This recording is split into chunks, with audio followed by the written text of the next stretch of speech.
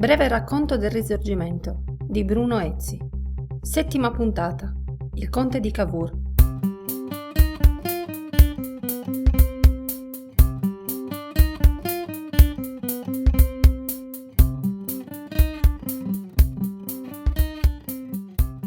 In Italia, il ritorno dei legittimi sovrani dopo il fallimento delle rivoluzioni del 48-49 bloccò ogni esperimento riformatore.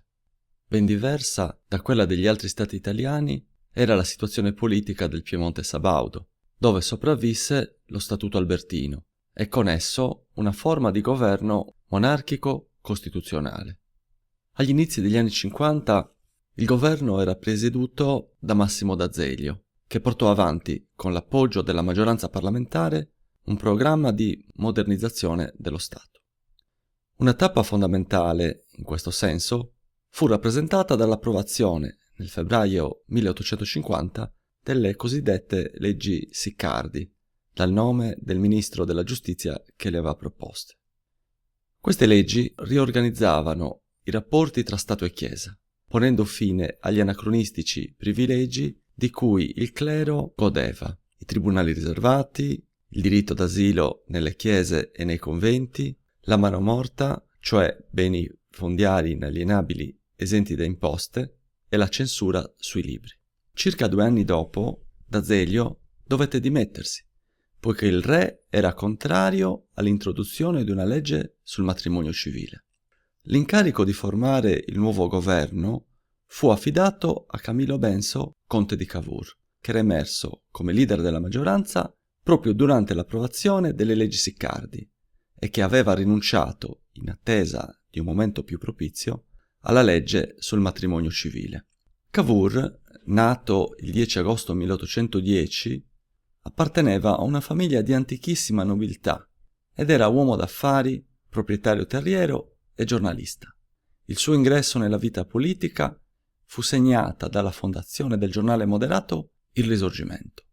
Dotato di notevole intelligenza e di una spiccata propensione all'azzardo, si era reso conto che sarebbe stato impossibile governare coi metodi della pura reazione. Così ha scritto di lui lo storico Giuliano Procacci.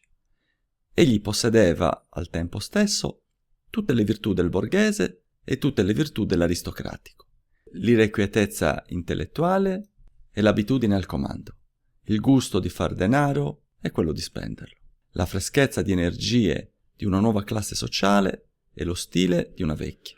Dopo aver seguito i corsi all'Accademia Militare, Cavour, nel 1831, lasciò l'esercito per dedicarsi a viaggi di studio in Francia, Belgio e Gran Bretagna, dove acquisì esperienza diretta della vita economica di quegli stati, più progrediti e culturalmente più aperti del Piemonte. Dal 1835 si occupò della gestione della tenuta di famiglia e di attività bancarie. Nel 1848 decise di darsi al giornalismo e all'attività politica, schierandosi a favore di un liberalismo moderato. Sempre nel 1848 fu eletto deputato del Parlamento subalpino.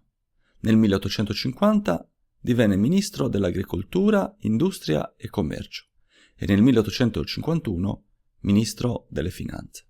Scriveva di se stesso in una lettera a Rattazzi: moderato d'opinioni, sono piuttosto favorevole ai mezzi estremi ed audaci.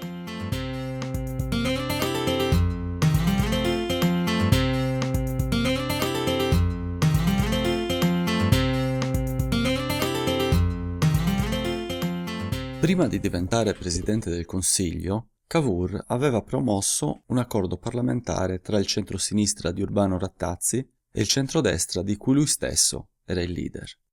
Con questo accordo, che fu chiamato col nome spregiativo di Connubio, formò un unico raggruppamento di centro che gli dava l'opportunità sia di organizzare una propaganda patriottica anti-austriaca, sia di avviare il Piemonte alla modernità.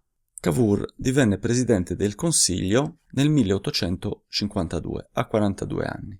Come capo del governo si adoperò subito per sviluppare l'economia del suo paese e per integrarla nel contesto europeo. La sua fu una politica libero-scambista.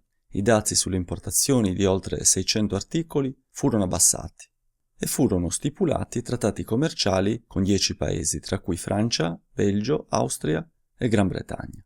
La perdita dei diritti doganali fu sostituita da tassazioni dirette, in modo che il contribuente sapesse precisamente lo scopo per cui i soldi erano versati.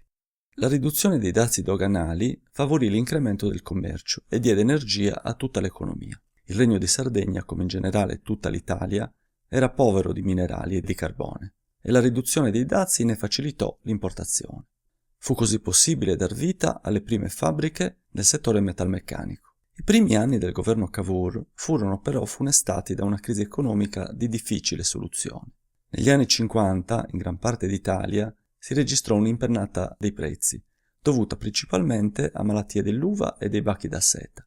In compenso, il settore cotoniero, grazie alla crisi della seta e al basso costo del lavoro, realizzò una netta espansione.